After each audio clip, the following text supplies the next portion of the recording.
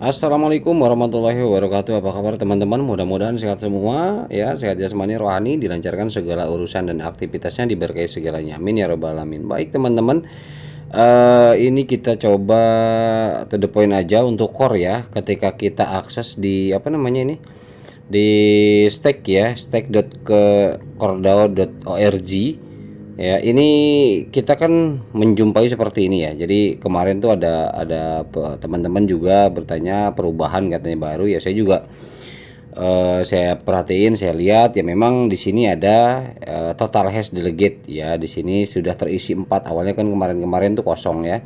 Kemudian di sini ada tampilan baru bahwa delegate hash rate. Nah, di sini ada Bitcoin total hash rate. Ini 856.331. Jadi ini berubah per detik ya, per second. Jadi per second, nanti kita coba terjemahkan apa maksudnya ini ya.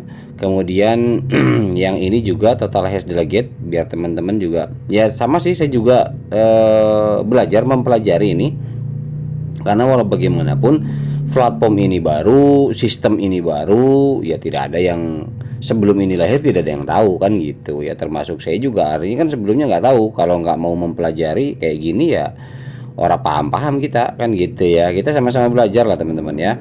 Nah ini tampilan seperti ini ya, apa ini fungsinya, manfaatnya dan sebagainya. Oke, nah ini ketika kita klik yang apa namanya ini, total hash delegate ini, kita klik maka akan masuk seperti ini teman-teman. Nah ini hash deposit ya, dan di dalamnya ini ada empat mining full ya, ada 1, 2, 3 dan 4, tapi posisinya hanya ngacak saja. Tetapi teman-teman bisa lihat reward addressnya ini sama ya, untuk alamat penerima rewardnya itu sama, dan ini Coinbase nya ya, artinya menggunakan wallet Coinbase ya. Kemudian roundnya ini sama juga, apa namanya, block headnya ini berurutan ya. Dan ini apa maksudnya? Kalau saya pribadi ini, teman-teman boleh sharing di komentar, kita kan belajar ya. Kalau yang saya pahami ini memang kan validator, misalkan kayak kita memvalidasi dah, kita ikut validator siapa, misalkan kan ada tuh validator 1, 2, 3 sampai berapa belas, kemudian ada perusahaan yang lain menjadi validator, dan kita juga mendelegasikan ya. Di situ bisa dibilang ya, kita menyimpan atau menstake koin kita 1, 2, 3 ya, bebas lah artinya begitu kan. Terus kita mendapatkan reward. Nah sebetulnya ini pun sama, pada prinsip basicnya sama hash, tapi ini semata untuk menciptakan hash kepada deposit itu sendiri ya, untuk mendongkrak daripada, sebetulnya mendongkrak kecepatan. Karena di sini artinya yang membuat ini bukan pihak eksternal, kalau saya sih melihatnya ya, ini kayaknya sih internal. Jadi Cordao sendiri yang memecah daripada 4 mining full ya. Jadi 4 penambangan di sini ya, apa namanya, semacam kayak deposit lah ya, deposit dibagi 4 akun, dibagi 4 penambang ya, tempat kayak model 4 galian ya, 4 titik galian gitu. Supaya apa? Supaya lebih cepat lagi menghasilkan emasnya, misalkan kayak gitu. Beda dengan satu lubang. Kalau satu lubang kali ya paling sekilo itu udah berapa lama kan, tapi beda dengan 4 ya, 4 galian, 4 tambang ya, 4 lokasi, 4 titik, itu udah lebih cepat dapat hasilnya nanti. Nah itu akan berpengaruh juga, tapi secara sistem apa namanya, konkretnya, teknisnya hanya mereka lah yang tahu, pengembang lah yang tahu ya. Tapi saya menerjemahkannya seperti itu. Jadi ini effortnya sih kalau untuk ke reward kita sih belum ada ya, artinya ini hanya untuk hash aja, kecepatan saja begitu. Jadi untuk kecepatan sistem secara umum untuk apa namanya, core ini sendiri. Jadi bukan ke individu, misalkan kayak saya staking berapa gitu, kemudian teman-teman berapa, itu terpengaruh dari sini, bukan, ini beda lagi gitu loh. Kalau yang saya pahami seperti itu teman-teman, tapi yang nggak tahu, kalau salah ya koreksi aja teman-teman ya. Saya juga nggak begitu betul-betul memahami tujuan daripada ini, tetapi yang saya sekemampuan pahami sih seperti itu. Ini adalah deposit untuk hash, untuk kecepatan daripada sistem core ini sendiri gitu teman-teman ya. Oke, kemudian yang ini, nah yang delegate hash rate ini nanti kita bahas selanjutnya. Tapi sebelum membahas ini ada beberapa info tambahan dulu ya teman-teman ya. Nah seperti ini, Coin Market Cap. Nah ini akun resminya Coin Market Cap, dia bilang apa namanya, Turing complete the EVM compatible layer on one blockchain. Jadi artinya core is a Turing complete, karena sudah komplit, dan EVM Ethereum virtual machine yes sudah compatible di layer 1 blockchain katanya gitu ya. CMC take a close, jadi CMC mengambil lebih dekat lagi untuk ekosistem core ya. Tim akan sebaik mungkin katanya ke tokenomic ya, artinya begitu. Jadi coin market cap meninjau dan lain sebagainya lah, artinya sudah ready, siap untuk core. Wes mantap ya. Oke, kemudian dari Core PW DAO, ini dia bilang lebih banyak mitra ramah lingkungan. Selamat datang di CoreNet. Ya, CoreNet bukan cornet daging ya. Ya, jadi Core Network maksudnya ini jaringan core gitu ya. Lebih banyak mitra ramah lingkungan, selamat datang. Artinya gini, menyambut Coin Market Cap tadi lah gitu ya. Apa sebagai tuan rumah mungkin ya, ini ya, merasa sebagai tuan rumah ke Coin Market Cap, selamat datang, silahkan keliling rumah saya tinjau ya. Oh, oke, layak dipublikasi, oke dipublikasi di Coin Market Cap begitu ya. Oke, nah ini yang tadi yang kita coba akan pelajari tentang hash rate teman-teman. Nah yang ini nih ya. Nah bentar, nah yang ini nih, yang delegate hash rate nih, ada kan, ada teman-teman ini 8.56 EH per S gitu kan. Nah, EH per S maksudnya apa sih? Nah gitu, kita coba kita searching, kita cari, kita belajar, cari informasi. Nah hash rate adalah hal penting di kancah aset kripto. Nah, di kancah aset kripto, hash rate adalah hal yang penting dan diperhatikan semua orang. Mengapa demikian? Bagi penambang mandiri, menghitung hash rate bisa membantu mereka memprediksi tingkat kompatibilitas dalam penambang Bitcoin ya, karena memang di situ tadi Bitcoin ya. Selain itu, mengetahui hash rate bisa membantu mereka dalam menentukan mesin andalan saat menambang Bitcoin ya. Sekedar informasi, jadi ini bukan personal penambang satu saja, tapi ini secara keseluruhan. Hash rate ini yang untuk core ini ada secara keseluruhan daripada platform core itu sendiri. Sekedar informasi, jenis mesin pertambangan aset kripto di dunia ini terbilang banyak. Setiap aset kripto ditambang dengan mesin berbeda, sehingga mesin-mesin memiliki tingkat kemampuan komputasi dan kebutuhan energi yang berbeda pula. Nah, jadi artinya kan ini gabungan dari proof of work dan proof of stake ya. Dimana kalau berbicara masalah proof of work, otomatis core DAO ini ada ada lokasi tertentu untuk server dan hardware komputasinya sudah pasti di sana. Nah, itu kan artinya butuh kecepatan. Nah, makanya tadi ada delegasi 4 mining full ya di sana. Kemudian tercipta ada hash rate per secondnya, seperti itu. Oke, kita lanjut. Sehingga masing-masing memiliki tingkat kemampuan komputasi dan kebutuhan energi yang berbeda pula, dan tentunya menghasilkan hash rate yang berbeda. Oke ya. Selain itu, tingkat hash rate juga bisa memberi sinyal bagi penambang aset kripto tentang kehadiran kompetitor lainnya di sistem blockchain ya. Biasanya jumlah tebak-tebakan di sistem blockchain semakin sulit jika banyak pemain berkecimpung di dalamnya. Artinya tingkat hash rate pun akan semakin rendah. Jadi karena gini, semakin banyak platform yang masuk ke blockchain itu sendiri, hash rate-nya semakin berkurang gitu. Layaknya semacam contoh sederhananya, biar gamblang. Teman-teman satu handphone banyak aplikasi, kayak model saya nih, handphone banyak aplikasi, itu lama-lama RAM saya itu lemot, lama-lama lemah, daya aksesnya itu speednya nggak dapet gitu loh, karena aplikasi terlalu banyak di handphone saya.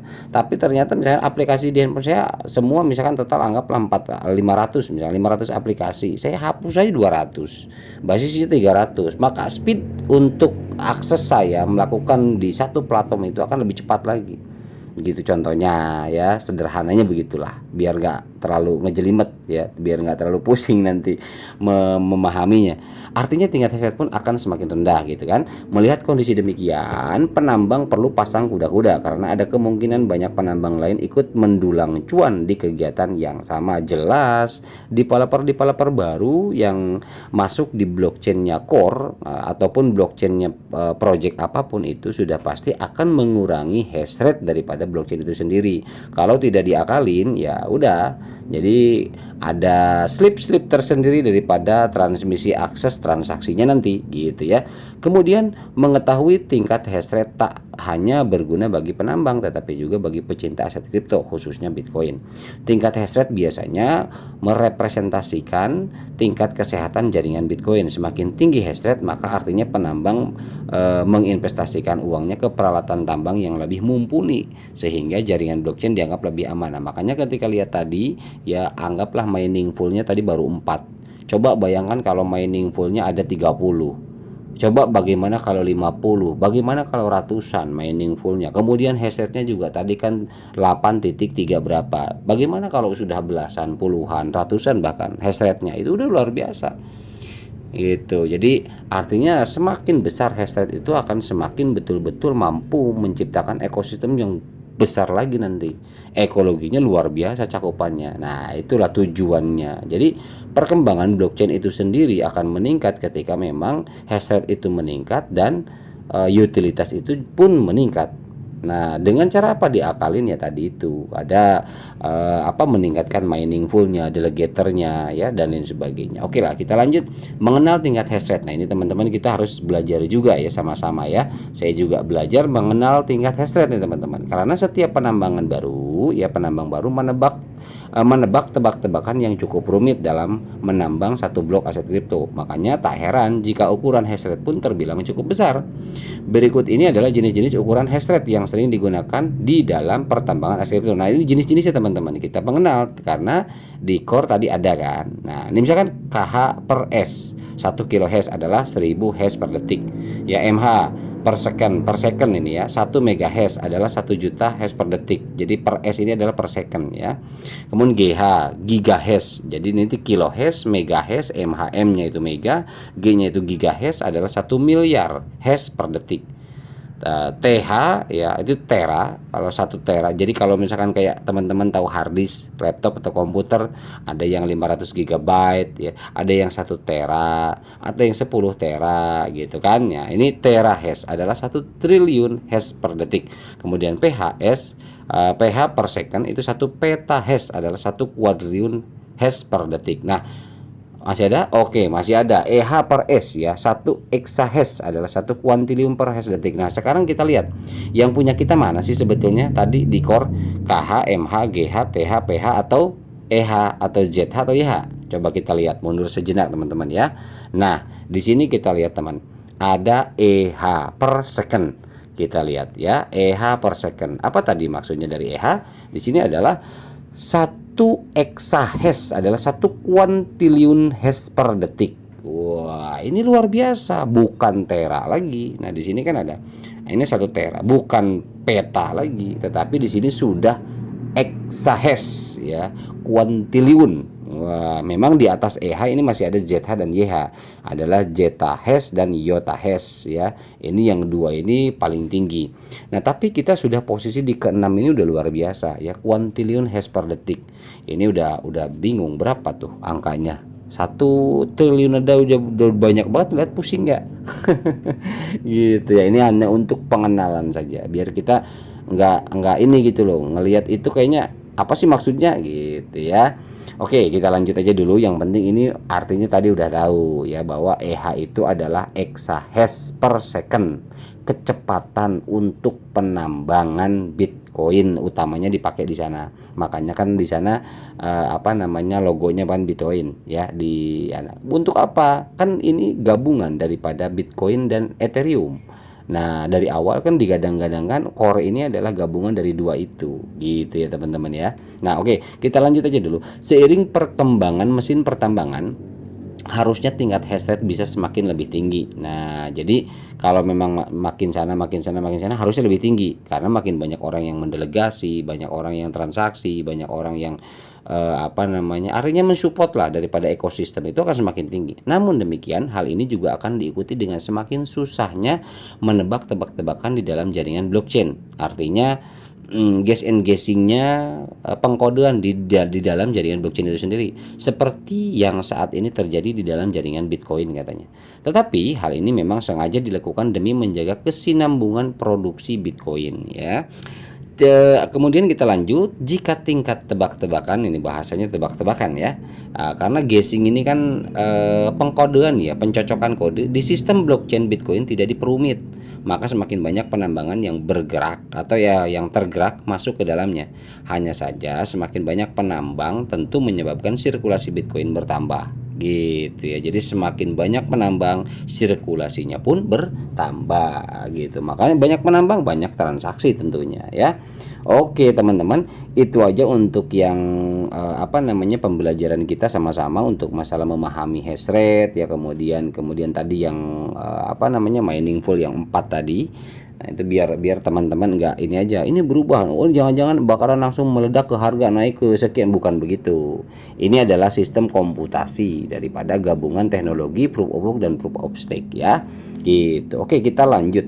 Nah, ini yang terakhir, ini sebenarnya teman-teman saya akan bahas di khusus satu video tentang satu platform ini. Ya, ini adalah utilitasnya Core. Ya, utilitasnya Core blockchain. Di sini ada Dexamart Wallet. Ini adalah sebuah wallet teman-teman ya. Ini adalah sebuah wallet yang mungkin ke depan akan disiapkan berintegrasi dengan Core blockchain gitu. Here we go. Ayo, di sini katanya ayo kita mulai. Convenience for all Core blockchain holder. Ya, our website is live. Nah, ini websitenya dexamart.online, silakan teman-teman ya. Dexamart Wallet coba dipelajari aja di sini, boleh baca-baca kan banyak. Nah, ini do you own research Dior? Sini silakan untuk analisa kita, ada linknya teman-teman ya. Tujuannya adalah untuk kenyamanan lah ya, kenyamanan para pemegang koin core lah gitu ya, para penambang kita ini gitu. Jadi nanti mungkin bagaimana cara aplikasinya, yaitu nanti kita coba cek and recheck untuk websitenya ya. Jadi ini aja. Nah, ini juga profilnya ya, Dexamart Wallet, so easy to create, sangat mudah untuk membuat sebuah core wallet katanya gitu. Jadi mudah bikin wallet core di sana. Ini dikhususkan untuk core berarti. Oke, itu aja teman-teman yang dapat saya sampaikan. Ini next kita bahas khusus ya. Mudah-mudahan ini ada manfaatnya. Mohon maaf bila ada salah-salah kata. Wabillahi taufiq wal hidayah. Assalamualaikum warahmatullahi wabarakatuh.